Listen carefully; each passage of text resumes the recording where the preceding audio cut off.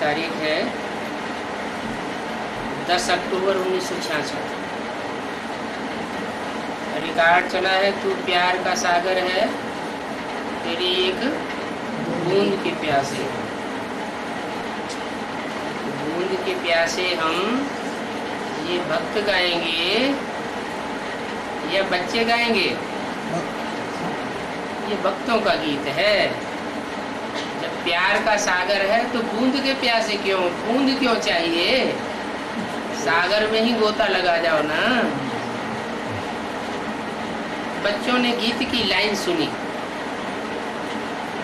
गीत तो बनाया हुआ है आसुरी संप्रदाय का। कौन सा संप्रदाय? आसुरी संप्रदाय। जब है ही आसुरी संप्रदाय तो प्यार कितना पाया होगा?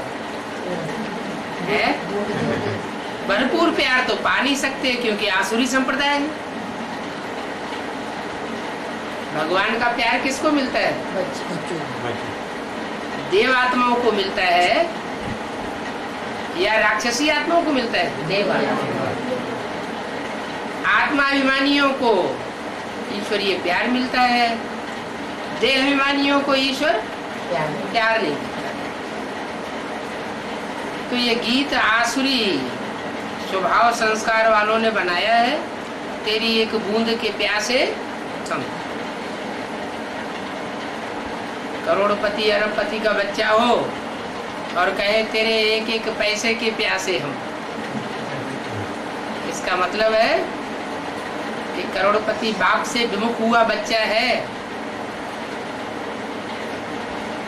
इसलिए ऐसे बोल रहा है।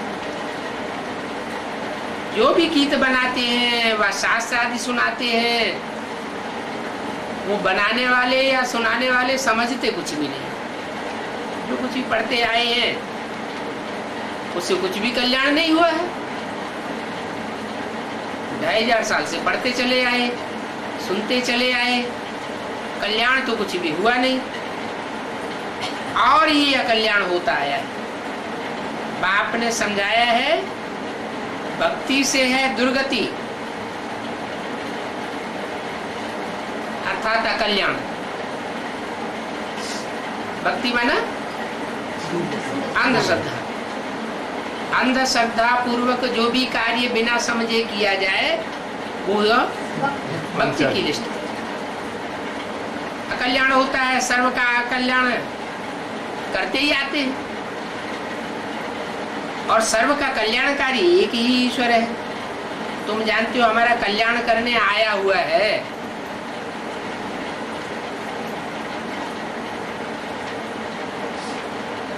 दुनिया ने तो अकल्याण किया।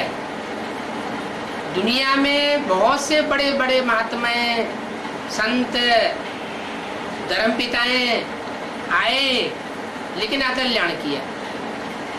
अभी बाप आया हुआ है कल्याण करने। कल्याण का रास्ता बताए रहे हैं। सीधा सीधा कल्याण नहीं करते हैं। क्या करते हैं? कल्याण का रास्ता बताते हैं। खास भारतवासियों का और आम सारी दुनिया का कल्याण करने वाला बाप है। क्यों? खास भारतवासियों का क्यों? उससे खास लगाव है क्या? भारतवासियों से इसलिए लगाव है कि भारतवासी प्योरिटी को महत्व देते हैं, अव्यभिचारी वृत्ति को महत्व देते हैं। और विदेशियों से लगाव इतना ज्यादा क्यों नहीं है? क्योंकि वो व्यभिचार को बढ़ावा देते हैं, इम्प्योरिटी को बढ़ावा देते हैं। तो आम सारी दुनिया का भी कल्याण तो करना ही है। माना विदेशियों को कितना भी समझाओ, लेकिन वो व्यभिचारी वृत्ति को छोड़ने वाले नहीं है। सतयुग में सबका कल्याण होता है। सुखधाम में तो सुख ही होगा ना। नाम ही है सुखधाम, तो दुख कहाँ से आया? ये तुम बच्चों की बुद्धि में है कि वहां सुखी सुख होता है। उन शास्त्रकारों की बुद्धि में तो है कि वहां भी हिरण्यकश्यप था, त्रेता में रावण था, तो उनकी बुद्धि में नहीं है, तुम्हारी बुद्धि में है। तुम पॉइंट्स धारण करते हो, परंतु बुद्धि में से पॉइंट्स कभी कभी खिसक जाते हैं, ठहरते नहीं हैं। क्यों खिसक जाते हैं? हाँ, आसुरी दुनिया वालों का, देह अभिमानियों का संग का रंग लगता है, खान पान का भी कुछ असर पड़ता है, तो अन्न दोष और संग दोष में आने से कुछ न कुछ लेस लग जाता है और पॉइंट्स बुद्धि में से खिसक जाती है। ऐन मौके पर याद नहीं आता, पूरी धारणा ही नहीं करते। माना जो पॉइंट्स सुने उस समय ज्यों का त्यों पूरा धारण करें, वो धारणा होती नहीं है। और धारणा न होने का कारण क्या बताया?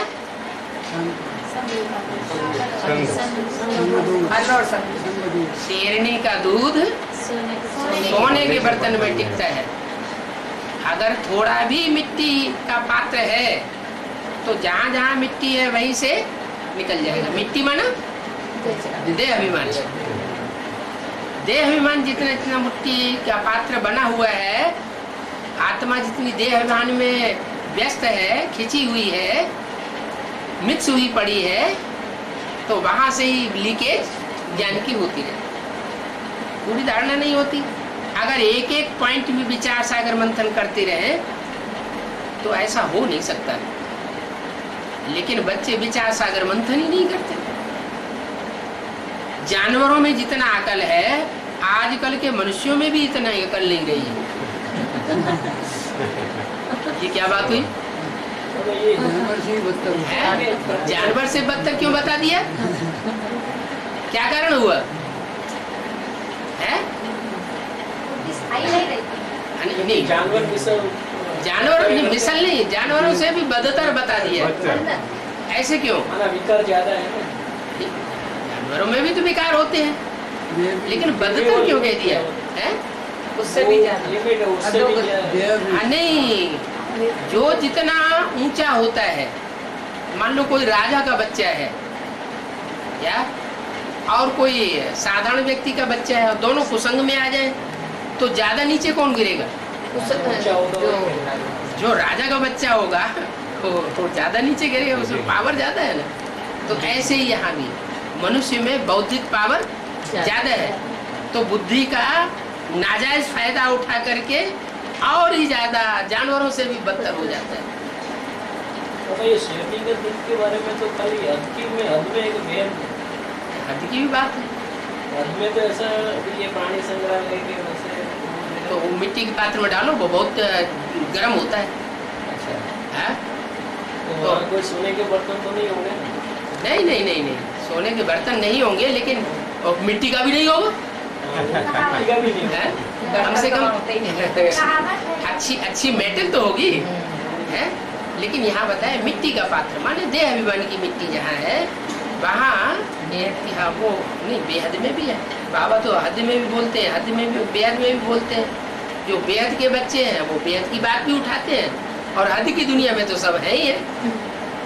तो जानवरों में जितना अकल है, आजकल के मनुष्यों में भी इतना अकल नहीं है। जानवर घास खाता है तो उगाड़ता रहता है ना। हाँ, जुगाली करता है ना। तुमको ये भोजन मिलता है, ये ज्ञान का भोजन मिलता है, ज्ञान की घास मिलती है, ज्ञान का दूध मिलता है, तो उगाड़ना चाहिए ना। फिर सारा दिन उगाड़ते क्यों नहीं हो? माया घुमाते, वो तो सारा दिन उगाड़ती रहती है, मुंह चलता ही रहता है। 2-4 घंटे घास चुंगेगी, फिर सारा दिन उगाली करती रहती है। ये तुमको कितना ज्ञान का घास मिलता है।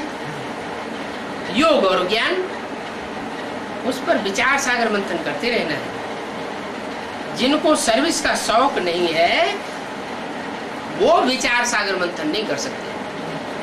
क्या कारण बताया विचार सागर मंथन न होने का? सर्विस नहीं है, सर्विस नहीं, उसका शौक। जितना जितना दूसरों को सुनाएंगे उतना अपना अपना बुद्धि का मंथन जास्ती चलेगा, और मंथन बुद्धि का जास्ती चलेगा तो ज्ञान जो है बढ़ेगा। नहीं, ज्ञान में से मक्खन निकलेगा। जितना जितना मथेंगे, दूध को मथा जाता है तो मक्खन निकलता है। गीता ज्ञान अमृत अभी नहीं कह सकते, मुरली में बोला, माने ब्रह्मा के द्वारा जब तक बोला गया तब तक गीता ज्ञान अमृत नहीं था। और अमृत नहीं है तो उसमें ताकत उतनी नहीं होती है। तो अभी ज्ञान अमृत नहीं कह सकते। इसका मतलब आगे एडवांस पार्टी के बच्चे निकलेंगे, आत्मिक स्थिति वाले होंगे, तो जो मनन चिंतन मंथन करके जो नई नई बातें निकालेंगे वो पावरफुल ज्ञान होगा। और पावरफुल ज्ञान होने से बुद्धि बहुत तरोताजा रहेगी, उमंग उत्साह ज्यादा बढ़ेगा। तो बताया ये तो ज्ञान धन है, जितना दूसरों को देंगे उतना अपना जास्ती बढ़ता जाएगा। और नए नए पॉइंट्स निकलेंगे तो वो आपकी अपनी चीज हो गई।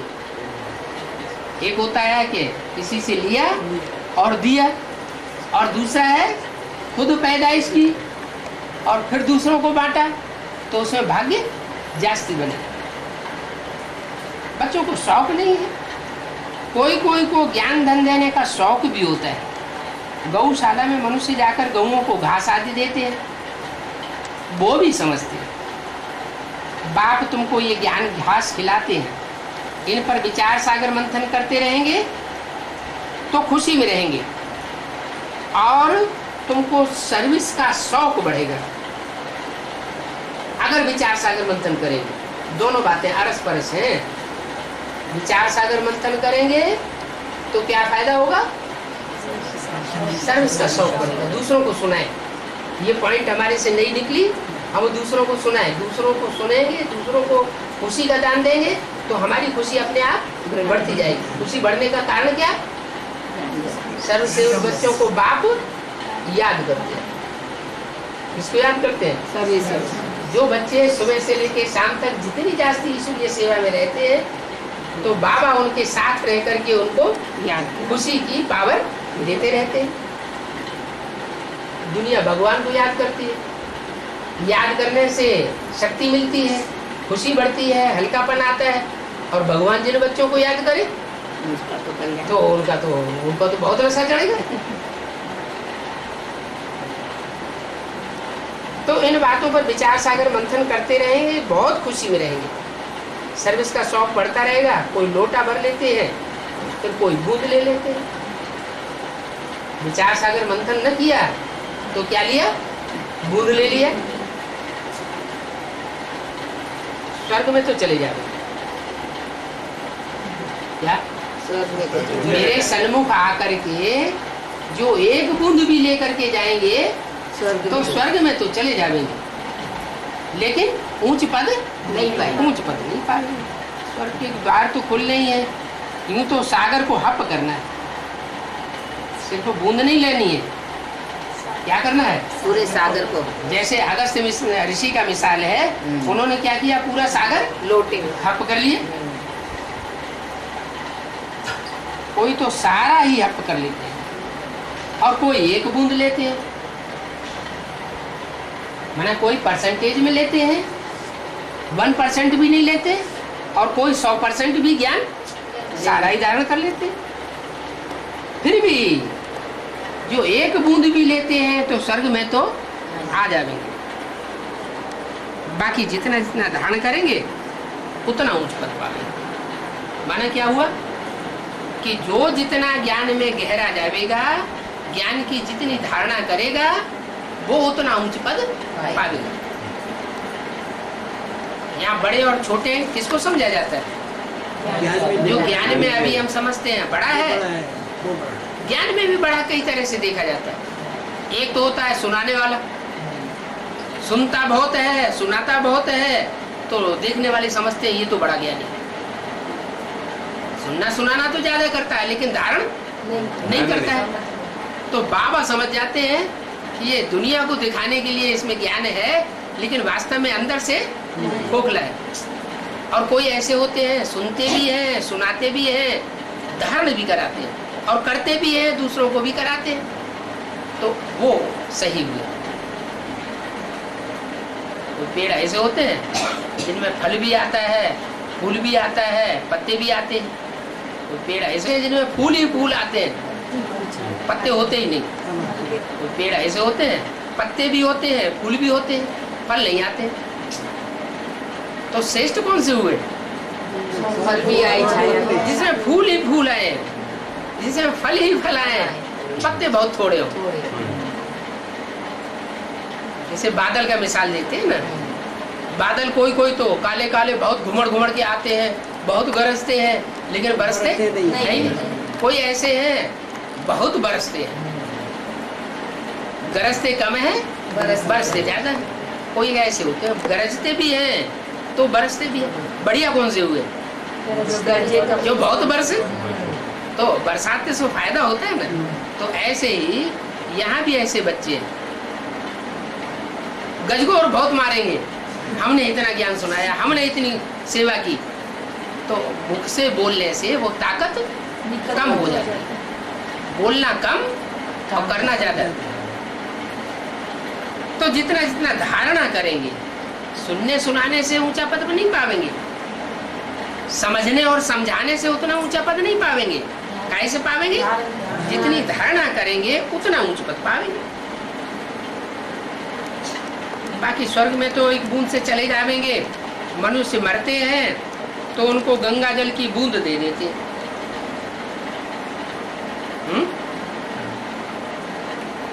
क्या करते हैं? इतना महत्व क्यों भक्ति मार्ग में गंगा जल की बूंद का है? अरे ज्ञान तो गंगा थोड़ी सुनाती है। प्यार का सागर है। ठीक है, प्यार का सागर है, तो जो सागर है सागर से ही लोटा भर लो ना, पी जाओ पूरा। सागर मिला नहीं तो बूंद से, सागर नहीं मिला तो बूंद से लिया नहीं। गंगा जो है जिसको सर के ऊपर चढ़ाया गया है, वो सर के ऊपर बच्चों को उनको चढ़ाया जाता है जो बहुत प्यारे बच्चे होते हैं, बहुत सर्विसेबल बच्चे होते हैं। तो जरूर गंगा ने बहुत सर्विस की होगी, इसलिए बाबा ने हमारे प्यार के उसको सर के ऊपर धारण कर लिया है। तो बच्ची ना तो धारण किया हुआ है। इससे ये साबित हुआ कि वो बच्ची में प्योरिटी की पावर ज्यादा है। उस प्योरिटी की पावर के आधार पर वो जिसको जिसको ईश्वर का ज्ञान सुनाती है, वो ज्ञान उनको असर कर जाता है। तो गंगा जल की बूंद का कितना महत्व है। कोई घर में सदैव गंगा जल पीते हैं, क्या ज्ञान तो ईश्वर आकर के देता है, लेकिन महत्व गंगा जल का इतना जास्ती क्यों है? क्योंकि ईश्वर जिस तन में आकर के ज्ञान देता है वो तो पुरुष तन है, और पुरुष तन सारे दुर्योधन दुशासन है, इसलिए उनका इतना महत्व नहीं है। गंगा जल का जास्ती महत्व। तो क्या बनना चाहिए? ज्ञान गंगा बनना चाहिए ना।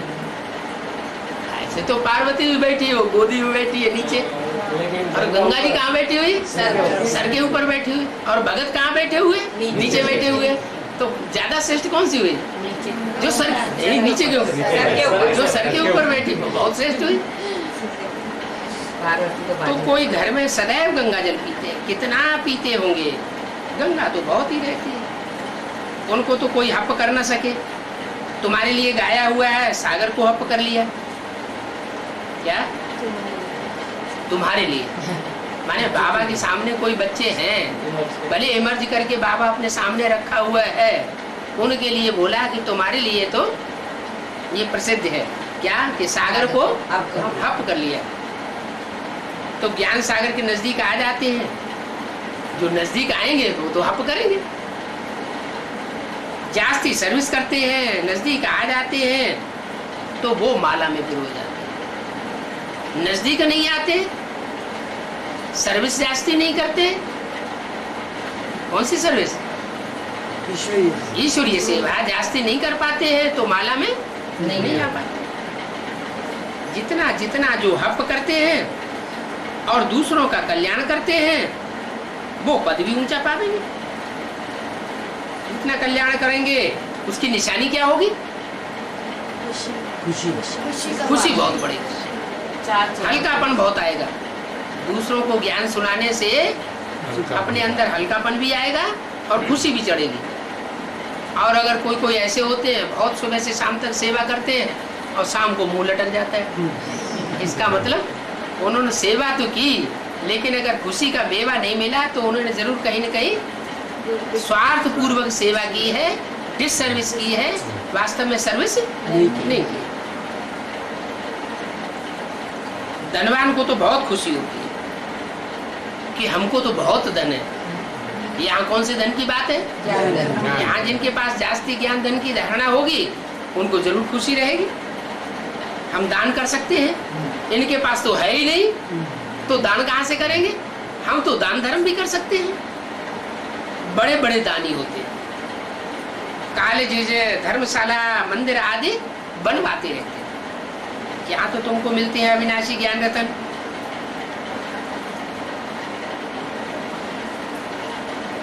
वहाँ जिसको धन कहते हैं उस दुनिया में वो तो विनाशी धन है, और तुमको अविनाशी ज्ञान धन मिलता है। अविनाशी क्यों कहा? सतयुग में ये ज्ञान रह जाएगा क्या? फिर अविनाशी काहे के लिए? जब सतयुग में रहेगा ही नहीं तो अविनाशी क्यों? इसी ज्ञान से मतलब मनुष्य से देवता नहीं बताया है, ये धन ही तुम्हारा स्थूल धन बन जाएगा जन्म जन्मांतर के लिए। जो यहाँ जितना ज्यादा बड़ा ज्ञानी होगा उतना वो जन्म जन्मांतर के लिए धनवान बनेगा। तो ये अविनाशी ज्ञान रत्न तुमको मिलते हैं, ये है 21 जन्मों के लिए अविनाशी खजाना, जो अच्छी रीति ध्यान कर और दूसरों को दान भी करना है। जैसे कुरुक्षेत्र वाला लक्ष्मण बच्चा है, कुरुक्षेत्र वाला लक्ष्मण बच्चा है। लिखते हैं बाबा हमको दिल होती है कि नौकरी छोड़ करके इस रूहानी सर्विस में लग जाऊं। लक्ष्मण सुंदरी का नाम सुना होगा। दिल्ली में एक लक्ष्मण भाई है, एक सुंदरी माता, तो दोनों की बाबा ने गंधर्व विवाह करा दिया। वो गीता पाठशाला खोल करके वहां बैठे हुए हैं। एक लक्ष्मण भाई तो यहाँ पे थे। हाँ अच्छा यहाँ भी था। अच्छा तो वो हरियाणा के बच्चे से बाबा ने बोला, लक्ष्मण बच्चा है, बाबा हमको दिल होती है कि हम नौकरी छोड़ करके इस रूहानी सर्विस में लग जाऊं और प्रोजेक्टर लेकर के फिरता रहूं। एक बूंद भी कोई को मिलेगी तो उनका कल्याण हो जाएगा। तो उनको सर्विस का बहुत शौक है। जैसे डॉक्टर है, उनको भी बड़ी हिस्स है।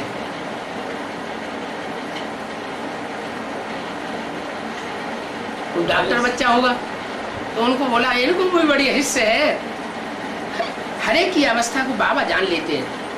क्या इनको सर्विस का तो उतना शौक नहीं है, लेकिन दूसरे को देखते हैं ये जास्ती सर्विस करते हैं तो उनसे ईर्ष्या बहुत करते हैं। खुद नहीं करेंगे लेकिन ईर्ष्या करेंगे। तो बाबा सबकी अवस्था को जान लेते हैं। सर्विस के साथ है फिर गुण भी चाहिए। क्या गुण चाहिए? कोई सर्विसेबल बच्चा है तो उसको देख करके खुश होना चाहिए। खुश होना, उसको आगे बढ़ाना, ये है गुण। और कोई आगे बढ़ रहा है और उसको देख करके हिस्स पैदा करना, जलन पैदा करना, ईर्ष्या देश पैदा हो जाए, ये तो अवगुण की बात होगी। क्रोध भी नहीं होना चाहिए। कोई भी उल्टा सुल्टा ख्यालात किसी के प्रति नहीं आना चाहिए। ऐसे होता है आपस में गुरु भाई है, भगवान से ही पढ़ रहे हैं, फिर क्या करते हैं?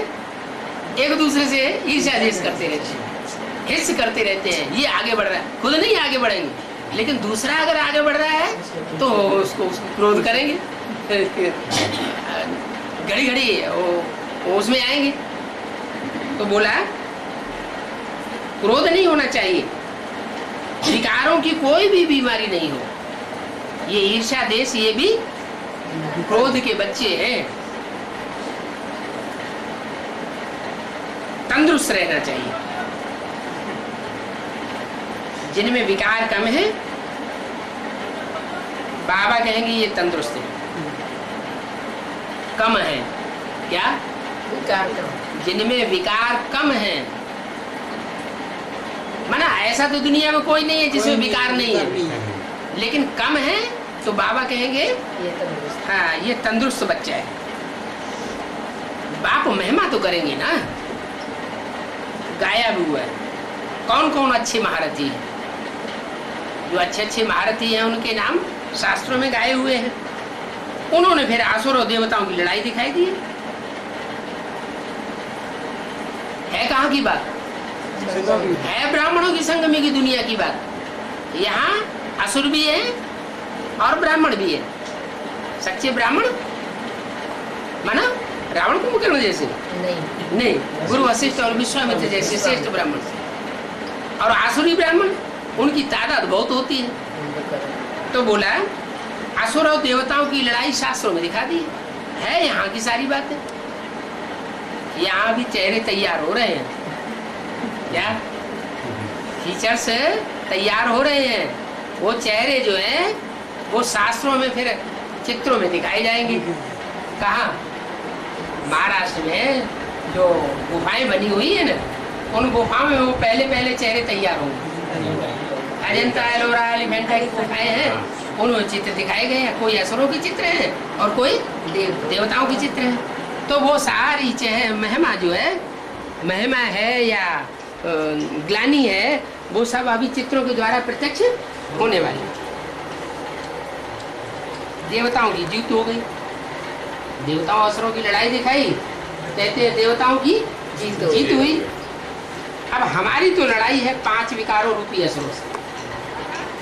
बाबा बिल्कुल सेफ हो जाते हैं, कोई ये न कहे कि इन्होंने आपस में लड़वाई दी। तो हमारी काय की विकारी लड़ाई है? विकारों की लड़ाई है। ठीक है, 5 विकार स्त्री के, 5 विकार पुरुष के। अच्छा, जब 5 विकार स्त्री के, 5 विकार पुरुष के और चित्र बना के रख दिया, तो चित्र काय की यादगार? चरित्र की यादगार। तो चरित्र करने वाला कोई तो होगा कि बिना चरित्र किए कोई चित्र बन गया।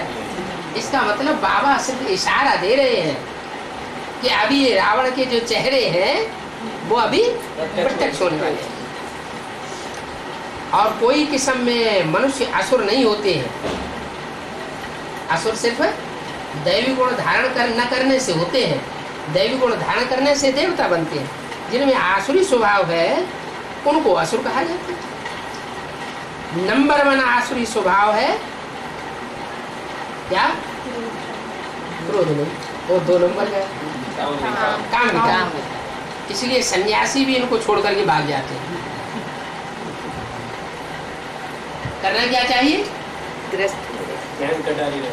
नहीं करना चाहिए, ग्रस्त में रह भागना नहीं चाहिए। पहलवान कौन है? पहलवान जो मुकाबला करे वो पहलवान, या जो भाग जाए सो पहलवान? जो मुकाबला करे वो, जो मुकाबला करे वो पहलवान। तो अगर भाग गए तो दुनिया की नजरों में वो श्रेष्ठ नहीं बन सकते। आखिरी रूट की पोल पट्टी खोली ही जाएगी। तो सन्यासी छोड़ करके भागते हैं। आसुरी गुणों को छोड़ने में बड़ी मेहनत लगती है, इसलिए छोड़ के भाग जाते हैं। बाबा तो तुमको सहज राजयोग सिखाने आया है क्या? बाबा से जास्ती सहज और कोई इस लड़ाई को कोई सहज नहीं कर सकता। रहना भी गर्भस्थ में है, ऐसे नहीं छोड़ के भागना है, परंतु आसुरी स्वभाव छोड़ना है। जो जो आसुरी स्वभाव है दृढ़ प्रतिज्ञा करके छोड़ते जाओ। पवित्र बनने से मुक्ति, जीवन मुक्ति मिल सकती है। मूल बात क्या बताई? एक ही दृढ़ता धारण कर लो कि मन से, वचन से और कर्म इंद्रियों से हम कोई ऐसा कर्म न करें जिससे दूसरे को दुख की महसूसता हो। परसेंटेज में थोड़े भी दुख की महसूसता होती है। एक्साइटमेंट में आकर के हमने लाल लाल पीली आंखें कर दी और किसी को दुख हो गया, या कोई भी इंद्रिय से कोई भी कर्म कर दिया, तो उसका रिजल्ट क्या होगा? उसका रिजल्ट अच्छा नहीं हो सकता। अभी तो 100 गुना वजन चढ़ रहा है। अगर हम श्रीमत के बरखिलाफ थोड़ा भी विकर्म करते हैं, जो मुरली में श्रीमत बताई गई है और श्रीमत के अनुकूल हम नहीं चलते हैं, नहीं बोलते हैं, नहीं संकल्प करते हैं, विपरीत संकल्प करते हैं, तो उसका 100 गुना बोझ चढ़ जाता है। तो आसुरी स्वभाव छोड़ना है, पवित्र बनने से जीवन मुक्ति मिल सकती है। कितनी भारी प्राप्ति है। वो तो गड़बाड़ छोड़ जाते हैं, उनको प्राप्ति कुछ नहीं होती। क्यों? क्योंकि गड़बाड़ छोड़ा तो दुख दिया ना, क्रोध आ गया, हमें नहीं चाहिए। कहा तो उनको स्वीकार किया, उनकी जिम्मेवारी ली, और जिस चीज की जिम्मेवारी ली फिर उसको छोड़ देना, ये तो कायरता हो गई। न उनका योग है, न उनका ज्ञान है। क्यों? सन्यासी के पास ज्ञान क्यों नहीं है? क्योंकि ज्ञान तो एक ईश्वर से आता है, और वो कौन सा ज्ञान पर सुनते पढ़ते हैं? वो तो शास्त्रों का ज्ञान सुनते पढ़ते हैं। अनेक मनुष्यों का लिखा हुआ, अनेक मनुष्यों का बोला हुआ ज्ञान सुनते हैं। तो वो तो अनेक मुखों का ज्ञान रावण का ज्ञान हो गया। भक्ति आती है रावण से और ज्ञान आता है एक शिव बाबा से। तो उनको मुक्ति, जीवन मुक्ति नहीं मिल सकती। उनका योग भी नहीं है, उनका ज्ञान भी नहीं। बाप से विपरीत बुद्धि है। कैसे? बाप जो योग सिखाते हैं उससे वो विपरीत योग सिखाते हैं। बाप कहते हैं मन का, वाचा का, कर्मेंद्रियों का एक से संबंध जोड़ो, और वो क्या कर देते हैं? वो योग सिखाते हैं तो भी क्या करते हैं? पहले आंखों से हमसे दृष्टि लो। तो जात जाति के पुरुष, जात जाति की स्त्रियां, कन्याएं, माताएं बैठ करके जात जाति के पुरुषों से दृष्टि का योग लेने लगे। अब आंख कोई इंद्रिय नहीं है क्या? आंख भी तो क्या है? सबसे बड़ी दुकान। आंख भी तो इंद्रिय है ना। आंख इंद्रिय है तो इंद्रियों का व्यभिचार हुआ, और वो इंद्रियों का व्यभिचार बढ़ेगा तो वाइब्रेशन जो है वो उल्टे नहीं चलेंगे। आंख जो है वो सबसे जास्ती धोखा देने वाला अंग है। सबसे जास्ती धोखा देने वाले अंग से ही अगर हम विचार करेंगे तो दुनिया तो बड़ी जल्दी पतन के गर्त में गिरती जाएगी। तो वो विपरीत बुद्धि है। कौन? वो साधु सन्यासी, चाहे बाहर की दुनिया के हो, चाहे ब्राह्मणों की दुनिया के हो, वो योग नहीं सिखाते हैं, वो भोग करना सिखाते हैं। बाप आकर के असली राजयोग सिखाते हैं। इन चित्रों में कितनी अच्छी अच्छी बातें हैं, समझाने की बड़ी अच्छी अच्छी बातें हैं। किन चित्रों की तरफ इशारा करती थी? लक्ष्मीनारायण का चित्र रखा रहता था, त्रिमूर्ति का चित्र बाजू में रखा रहता था, और बाबा उनकी तरफ इशारा करते थे कि इन चित्रों में कितनी अच्छी अच्छी बातें हैं। अभी वो चारों चित्र उड़ाई दिए, और देखो इस कमरे में से भी उड़ाई दिए। क्यों भाई? एडवांस पार्टी में पुराने चार चित्र नहीं मिल रहे हैं? बनाने हैं बाबा। बनाने क्या, बने हुए रखे हैं वो तो लाए हैं, लेकिन अभी बनाना है। फ्रेमिंग करने में कितनी देर लगती है? अलबेलापन ये भी छठा विकार है। हमें ना समझाना हमारे अंदर नहीं था इतना, नए थे तो समझ भी देनी चाहिए ना। कोई बोले कि समझाओ तो थोड़ा हम कम थे। अच्छा इसलिए अभी समझ आए तो हमसे बनवाना रख दिया है। थोड़ा बहुत समझाओ, बाद में कह दो कि हम दूसरी बहन को बुलाएंगे, होशियार को, सरिता को बुला लो, उसको समझा दो। चित्रों को तो लगाओ। बनवाना तैयार रख दिया है। अच्छा बाबा आप समझा सकते हैं अभी समझा। समझ पड़े तो दे दे, कुछ नहीं तो ऐसा लगता कि क्या करेगा। तो देखो इन चित्रों में कितनी अच्छी अच्छी बातें समझाने की है। वो मनुष्य तो सिर्फ चित्रों का शो करते हैं। क्या दिखावे के लिए? कौन से मनुष्य हैं? वो मनुष्य कौन से मनुष्य? जिनकी ये शुरुआत से बात होती चली आ रही है, वो आसुरी मनुष्य जो है वो चित्रों का सिर्फ शो करते हैं, उनको गहराई से समझाते नहीं। समझाते भी हैं तो बस ये ब्रह्मा, ये विष्णु, ये शंकर, ब्रह्मा द्वारा स्थापना, विष्णु द्वारा पालना, शंकर द्वारा विनाश। ये तीन देवताओं का ज्ञान हो गया। चार युगों का ज्ञान समझाएंगे सृष्टि चक्र में, सतयुग, त्रेता, द्वापर, कलयुग, संगम में। फिर सतयुग, त्रेता, द्वापर, ये चक्कर घूमता रहता है। तो उनको समझाना आता ही नहीं। उन्होंने ली है बूंद और तुमने लिया है सागर का सागर, सारा ही हप कर लिया। वो तो ब्राह्मणों की दुनिया में तो अभी ये भी पता नहीं है कि 4 चित्र भी थे। अब तो बिल्कुल उन्होंने हाँ। बाबा लोगों को तो मालूम ही नहीं है, उनको तो बताते मालूम ही नहीं है। हैरान होते तो हैं। नए नए निकल रहे हो। बाबा, हम किसी को बोलते हैं 30 40 का चित्र तो है ना। बोला था हमारे तो घर बोला हमने आते देखा ही नहीं है, बाबा। स्टाफ वाले बोले। हमारे घर आते हैं, पूछते हैं कि ये चित्र तुम कहाँ से लाए? कहाँ छुपाए? कहाँ से? कहाँ से लाए हो? ये झूले चित्र हमने तो देखो देखे ये लिखा है ब्रह्मा कुमारी आश्रम, नहीं, अब नहीं मिलते हैं ना इसलिए। उसमें तो नीचे छपा हुआ है ब्रह्मा कुमारी ईश्वरी विश्वविद्यालय। कोई सेंटर से देता ही नहीं है। अब देते ही नहीं है वहाँ तो, माउंट में नहीं देते। तो देखो चित्रों का वो शो करते रहते हैं। तुम चित्रों को सिर्फ शो नहीं करते हो, तुम क्या करते हो? बता तुम चित्रों को समझाते हो। और सिर्फ जड़ चित्र ही नहीं समझाते हो, मूर्ति का चित्र उनको जड़ चित्रों को ही समझाते रहो, नहीं, तुम चैतन्य चित्रों के बारे में भी बताते हो कि ये ब्रह्मा है, ये विष्णु है, ये शंकर। इसलिए बाबा ने मुरली में बोला है तीनों चित्रों को एक्यूरेट बनाओ। एक्यूरेट चित्र बनावेंगे तो समझाने में तुमको आसान हो जाएगा। तो सिर्फ चित्र देखने के लिए देखो कितने जाते हैं। ये चित्र भी एक्यूरेट तो नहीं है, है? इसमें भी मॉडिफाई करनी पड़ेगी। बिल्कुल होना चाहिए। हाँ। बाबा इतने एडवांस में तो मालूम है क्या बना है? हाँ। इसमें वैष्णो देवी का हाँ और इधर ब्रह्मा का इधर हाँ, ऐसा बना है, हाँ। ह्यूज चित्र।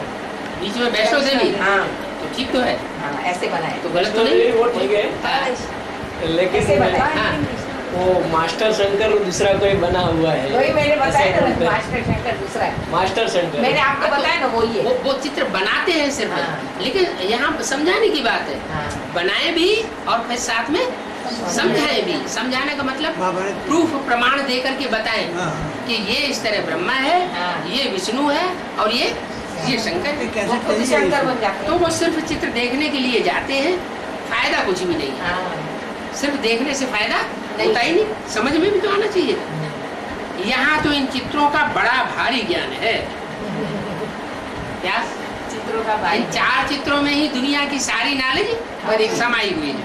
इसके ऊपर एक कैसेट चाहिए, कैसेट इससे या तो बहुत CD? फायदा है। हाँ जी, कैसेट है, सीडी चली है। हाँ जी, इन चित्रों में तो बहुत फायदा है। दिल्ली कौन में कौन ब्रह्मा है, कौन विष्णु है, कौन शिव? इसमें आर्ट आदि की कोई बात नहीं है। क्या?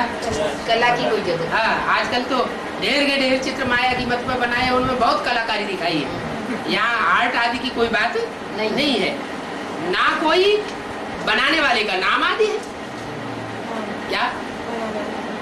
जो 4 चित्र हैं उनमें बनाने वाले का कहीं नाम लिखा है? हाँ, नहीं। और जो नए नए छोटे छोटे चित्र उसपे हैं उनमें नीचे सब लिखा में रमेश हुआ है, भाई, रमेश रमेश का छोटा छोटा रमेश जरूर लिखा हुआ है। 21 चित्र बनाए। हाँ, जितने भी चित्र बनाए हैं उनमें सब में बनाने वाले का नाम दे दिए।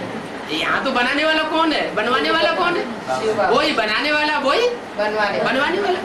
निर्मल शांता देवी की वो जीवन के अनुभव की किताब अभी निकली है। हाँ, वो उसमें मालूम है बाबा को। एक बात स्पष्ट हो गई कि सेवकराम उस वक्त थे। थे ना? दिया है ये बाबा बालक को। बाबा की किताब बनाई है, उसमें भी बताया है हाँ। कि बाबा का भागीदार था। तो उसमें लिखा है कि जो कलकत्ता में जो बिल्डिंग थी हाँ। उनकी दुकान की, हाँ जी, वो उसका फोटो दिया है। वो तो दिया है, और नाम भी है पहली उधर। मंजिल पर दुकान की, नहीं तो वो फोटो, ओरिजिनल फोटो नहीं दिया है अभी। नहीं इसकी इसमें है।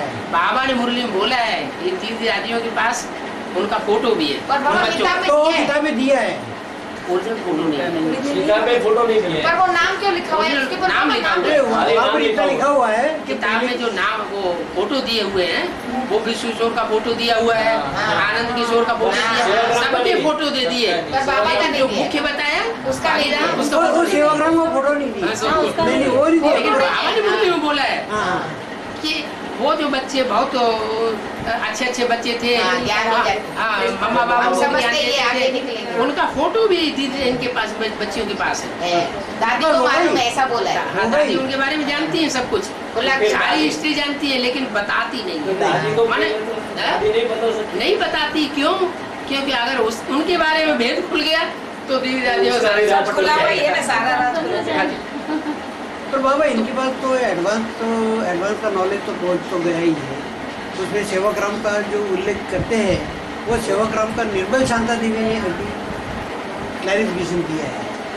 तो क्यों किया? वो भागीदार था और नहीं। वो ईमानदार था, ऐसी सब बातें तो लिखी हुई है। हाँ जी, हाँ जी।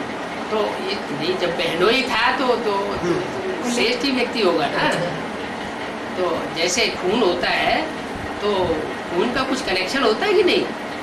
और जब निर्मल शांता आजादी इतनी बढ़िया है तो उनकी माँ कितनी श्रेष्ठ होगी है? तो उनके तो नाम आदि लगे हुए हैं। उन्होंने जो चित्र बनाए हैं उसमें तो उन्होंने नाम आदि दे दिए। टीचर्स ट्रेनर में तो ऐसा बताते हैं कि जशोदा जो है ना वो राधा बनने वाली, ऐसा बताते हैं। प्रकाश मुंडाजी ने ऐसा बोला है। टीचर्स बहनों की जो भट्टी होती है ना उसमें बहनों ने ऐसा बताया कि जो जशोदा थी बताने से नहीं मान लेना चाहिए। हाँ वही बात। बताने के साथ साथ प्रूफ भी चाहिए। उसकी पूरी वो बायोडाटा होनी चाहिए। हमारा बाप बुद्धिमानों की बुद्धि है, बरोबर। तो जब हमारा बाप ही बुद्धिमानों की बुद्धि है तो बच्चे कैसे होने चाहिए? बुद्धिमान। बुद्धिमान बच्चे होने चाहिए। तो बुद्धिमान वो जो सुनी सुनाई बातों में विश्वास न करे। हर बात का जो बुद्धिमान बच्चे होंगे वो हर बात का प्रूफ मांगे। बिना प्रूफ और प्रमाण के बुद्धिमान लोग मानने के लिए तैयार नहीं होते। बाबा जी माँ के वो फॉलो करता है, दूसरा चिल्लाता रहे, बोलता रहे। बार इसलिए बाबा ने तो वहाँ तो आर्टिस्ट को कितने इनाम मिलते हैं। ये तो नॉलेज की बात है। यहाँ कोई चित्र आदि की कारीगरी की कला की बात नहीं है, यहाँ तो ज्ञान की बातें हैं। कोई इतना समझते हैं, हाँ बाप को तो जरूर याद करना चाहिए। इतना कहा, इतना सुनाया, इतनी प्रजा बनी, और प्रजा तो बहुत अथाह बननी है। मैं तो हूँ ज्ञान का सागर, एक बूंद भी किसको मिलने से स्वर्ग में आ जाएगी। क्या कहा? एक बूंद भी स्वर्ग में तो आ जाए। मैं ज्ञान का सागर हूँ। अब वो बना देते हैं उसे बिंदी, तो कैसे सुनाएगा? बिंदी कैसे सुनाएगी? मैं ज्ञान का सागर हूँ, एक बूंद भी किसको मिलने से स्वर्ग में तो आ जाएंगे। तो बिंदी से एक बूंद कैसे टपक टपक गिरती रहती है क्या उसमें से? नहीं, वो तो सुनाता है। और सुनने वालों में से जो एक बूंद भी धारण कर लेते हैं तो उनको प्राप्ति हो जाती है, स्वर्ग में आ जाते, वैकुंठ में आ जाएंगे, हाँ प्रजा बन जाएंगे। इसका मतलब यज्ञ के आदि में बहुत सी आत्माएं निकली, और किन्होंने सच्चाई को, कोई ने अच्छा सच्चाई से धारण किया और वो उस समय छोड़ करके चले गए, और दूसरों ने धारण नहीं किया। उन्होंने क्या किया? उन्होंने ब्रह्मा बाबा के प्यार लेने में लग गए। शिव बाबा की वाणी का उतना महत्व नहीं दिया, न पीयू की वाणी का दिया, और न बाद में ब्रह्मा के मुख से जो वाणी बोली उसका भी महत्व नहीं दिया। किस बात में महत्व दिया? मिट्टी के पात्र में ज्यादा महत्व दिया।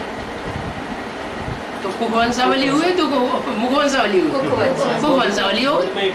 तो जो कुखवंशावली हो गए वही रावण संप्रदाय ब्राह्मण हो गए। वो रावण संप्रदाय ब्राह्मण जो है, आसुरी संप्रदाय के ब्राह्मण परमात्मा से बूंद प्राप्त करते हैं, माना वहां जाकर के प्रजा बन जाएंगे, ऊंच पद उनको नहीं। वैकुंठ तो संभव ही है, स्वर्ग यहाँ भी ऐसे ही होगा। जिन्होंने यहाँ बूंद धारण की होगी वो वहां ऊंच पद थोड़े ही पाएंगे, और जिन्होंने बहुत कुछ धारण किया होगा वो राज परिवार में साथ साथ बैठेंगे। राजाओं महाराजाओं की सभा लगती है तो उसमें कोई तो बड़ी बड़ी कुर्सियों पे, बड़े बड़े ओहदों पर बैठते हैं, कोई नीचे जाकर के पीछे जाकर के बैठते हैं। तो ये सारी सभा लगनी है ना कि नहीं लगनी है? वो जो बिंदी बिंदी आत्माएं दिखाई जाती है परम धाम में, वो वहाँ की यादगार है ऊंच और नीच की, या यहाँ माउंट आबू में बैठेंगे वहाँ ऊंच और नीच की यादगार है।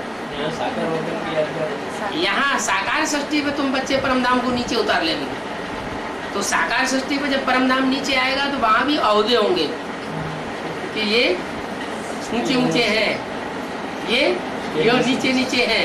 स्वर्ग का मोड़ बनेगा। नहीं, वो स्वर्ग का मार्ग परमधाम नहीं, वो आत्मिक स्थिति की बात। एडवांस में भी तो ऐसे ही है ना भाई? क्यों नहीं होगा? एडवांस की बात हो रही। असली ज्ञान तो एडवांस ही है ना। नहीं बाबा, वो प्रजा वाली बात जो आपने बताया, एडवांस में भी प्रजा है। एडवांस में भी हर तरह की अच्छे से अच्छे देखना हो तो यहाँ देख लो, अब बड़े से बड़े कमबख्त देखना हो तो यहाँ देख लो। वो ज्ञान व्यान नहीं धारण करेंगे, जैसे चांडाल होते हैं ना, चांडालों के काम धारण करेंगे। मैं तो ज्ञान का सागर हूँ। तुम समझते हो प्रदर्शनी से बहुतों का कल्याण होता है। कौन सी प्रदर्शनी? तो उन्होंने ढेर सारे चित्र निकाले। अरे ढेर सारे चित्रों की बात नहीं है, बाबा कहते हैं इन 4 चित्रों को ही छत इतना ऊंचा बढ़ाओ।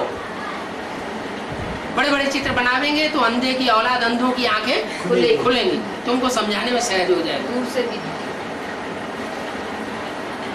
प्रदर्शनी से बहुतों का कल्याण हो सकता है, लेकिन ये 4 चित्रों में, हाँ 4 चित्रों में समझाने में बहुत कल्याण होगा।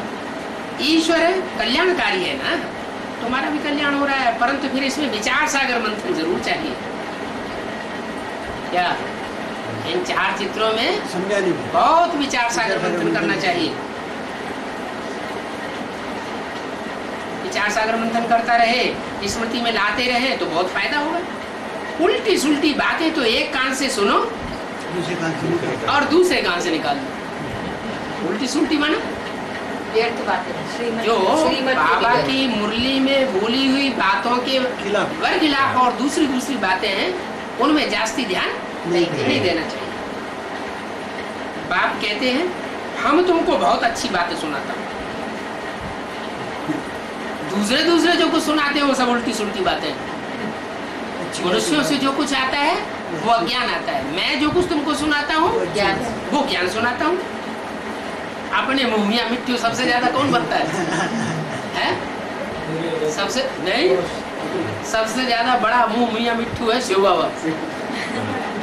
वो गीता में भी ऐसे ही, मैं ये हूँ, मैं वो हूँ, सब में बताया, सब में श्रेष्ठ मैं हूँ। स्वार्थ है। कुबेर में यक्ष में पाठ बजाने वाले बात तो बात तो सच्ची बताते हैं ना, झूठी बात तो नहीं बताते। मैं राइट बात हाँ जी।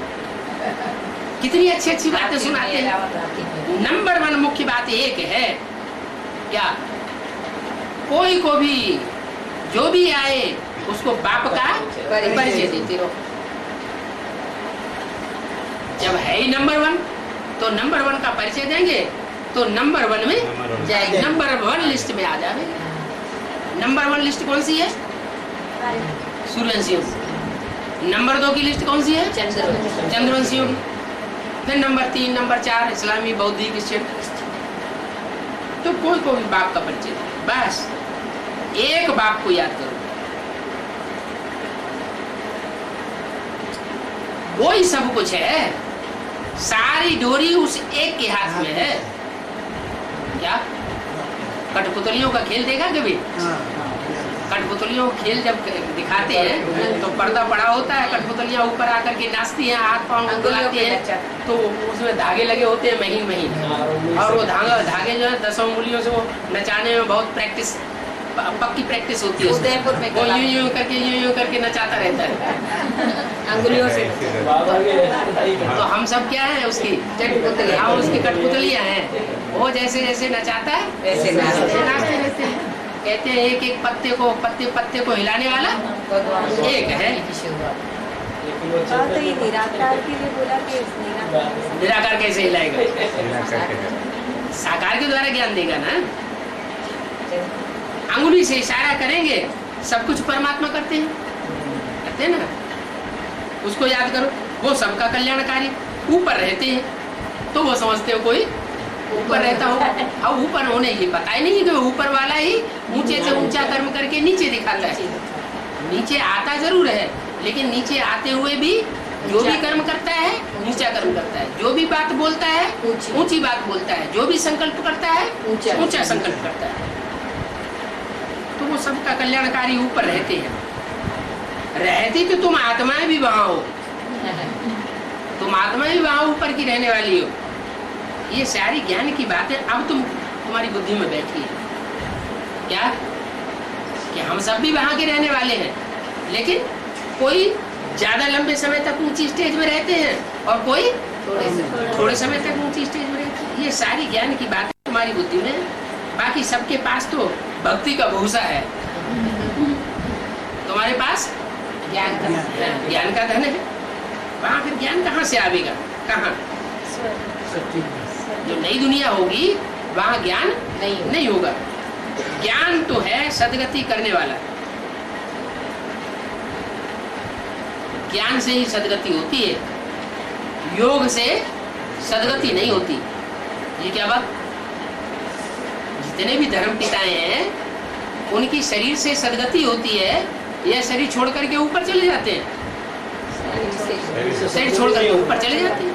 तो जो शरीर छोड़ करके ऊपर चले जाते हैं उनको गति मिलती है। सदगति नहीं मिलती। सदगति उसे कहेंगे कि शरीर से जिंदा भी रहे इस दुनिया में, सुख भोगे दुख न भोगे। वो सदगति भी दो प्रकार की होती है। एक मन मिलेगी। एक सदगति वो होती है कि हम इस जन्म में ही पुरुषार्थ कर रहे हैं और इसी जन्म में इसी शरीर से हम ऐसी दुनिया में पहुंच जाएं जहां हम सुख भोगेंगे, दुख नहीं होगा। महसूस पहले करें। कंचन का है। जी हाँ, कंचन काया बनाने वाला। और दूसरी सदगति उनकी होती है, शरीर तो यहाँ छोड़ देंगे लेकिन अगले आने वाली जो नई दुनिया है उसमें जन्म ऐसे लेंगे शरीर के कि वो शरीर से सुखी रहेंगे लेकिन दुखी नहीं रहेंगे। तो ज्ञान से सदगति होती है। भक्ति है दुर्गति करने वाली, ज्ञान से सदगति होती है, भक्ति से दुर्गति होती है। तो फिर गति कैसे होती है? शरीर छोड़ सिर्फ योग करेंगे और ज्ञान बिल्कुल धारण नहीं करेंगे तो क्या होगा? गति होगी, सदगति नहीं होगी, दुर्गति भी नहीं होगी, गति हो जाएगी। मोक्ष मिलेगा मानव मोक्ष, जैसे रावण को मोक्ष मिला। मोक्ष मिलेगा।